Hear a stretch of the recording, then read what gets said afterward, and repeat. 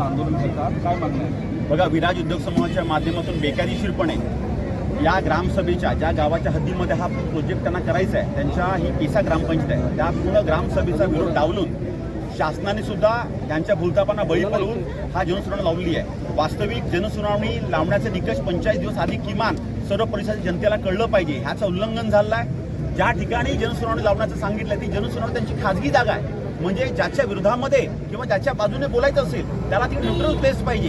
पहिल्यांदा असं महाराष्ट्रामध्ये घडतंय की जनसुनावणी त्यांच्या खासगी मालमत्तेमध्ये लावली आहे आणि ते MPCBच्या नॉर्म्समध्ये त्यांनी लिहिलेलं आहे त्याचं नाव सुद्धा. त्यामुळे हा विराज उद्योग समाजाच्या माध्यमातून जे बेकायदेशीर बेसुमार जे प्रदूषण गेलं आणि दशकांपासून इकडे होतंय त्याचा त्रास या सबंध भागातील जनता भोगते. आणि ज्या आधारावर त्यांनी MOU केला आहे, हा MOU काय केला? रोजगार देऊ. तुम्ही जर माहिती घेतील, मी आदरणीय CM साहेबांना आणि आदरणीय DCM साहेबांना दोन्ही विनंती करतो की त्यांनी ह्या उद्योगाची माहिती घ्यावी की ह्याचं एवढं व्हायोलेशन आहे. आतापर्यंत शेकडो लोक या विराज उद्योगामध्ये मारले गेलेले आहेत आणि इथला रोजगार करणारा माणूस हा इकडचा लोकल नाही, आदिवासी समाज नाही. उलट आदिवासी समाजाला स्थलांतरित व्हावं लागलं प्रदूषणामुळे. हे गेल्या अनेक दशकांपासूनचा इकडचा अनुभव आहे. त्यामुळे आपण या विराजची जनसुनावणी रद्द व्हावी, ताबडतोब शासन रद्द करावी आमची मागणी आहे. आणि हे जर रद्द नाही झाली 8 तारखेची तर ह्याच्या पुढचं आंदोलन हे खूप मोठ्या संख्येने तीव्र होईल आणि शासनाला मग हे सांभाळणं कठीण होऊन जाईल. प्रकल्पातूनच खूप मोठ्या प्रमाणात प्रदूषण होत आहे. पाणी, वारा ह्याचं प्रदूषण आहे आणि त्याचा फटका मोठ्या प्रमाणात इथल्या मान ग्रामस्थांना बसलेला आहे.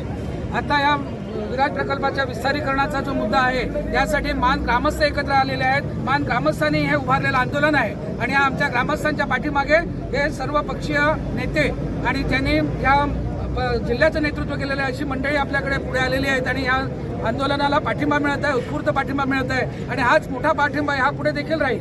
आमचं उद्दिष्ट आहे हा विस्तारीकरण रद्द व्हायलाच पाहिजे आणि त्याचबरोबर जो आधीचा प्रकल्प सुरू आहे या प्रकल्पामध्ये तो प्रकल्प बंद झाला पाहिजे. बंद होत नसेल त्याच्यामध्ये पूर्ण प्रदूषणाचे नॉर्म्स जे आहेत, प्रदूषण मुक्तीचे नॉर्म्स जे आहेत, ETPचा प्लांट असू दे किंवा आणखी काही असू दे, जे आमच्याकडे जे दूषित झालेलं पाणी जे गावामध्ये सोडलं जातं हे बंद व्हायला पाहिजे. लोकांना पिण्यासाठी पाणी नाही आणि जो ह्याचं पाटाचं पाणी येतं, कालव्याचं पाणी येतं, हे पूर्ण पाणी बेकायदेशीररित्या विराज कंपनीकडून वापरलं जातं आणि त्याचं खराब झालेलं पाणी गावासाठी सोडलं जातं. हे शासनाच्या मालमत्तेवर देखील, या भूमिपुत्रांच्या मालमत्तेवरती आणि या मान गावाच्या मालमत्तेवरती ह्या विराज कंपनीने डल्ला मारलेला आहे. त्याचा आम्ही निषेध करतो आणि हा प्रकल्प इथे येऊ नये म्हणून आम्ही यापुढे एकजुटीने प्रयत्न करत राहणार.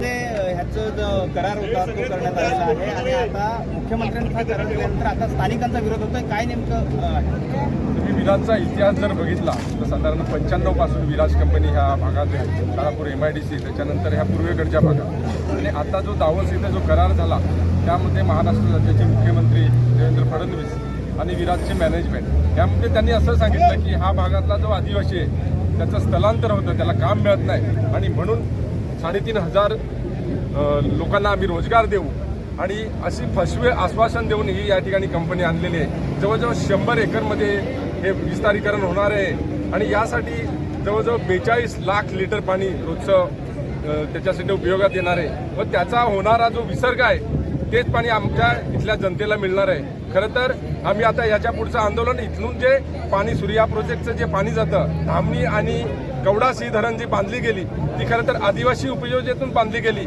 आणि इथला आदिवासी स्थलांतर करतो.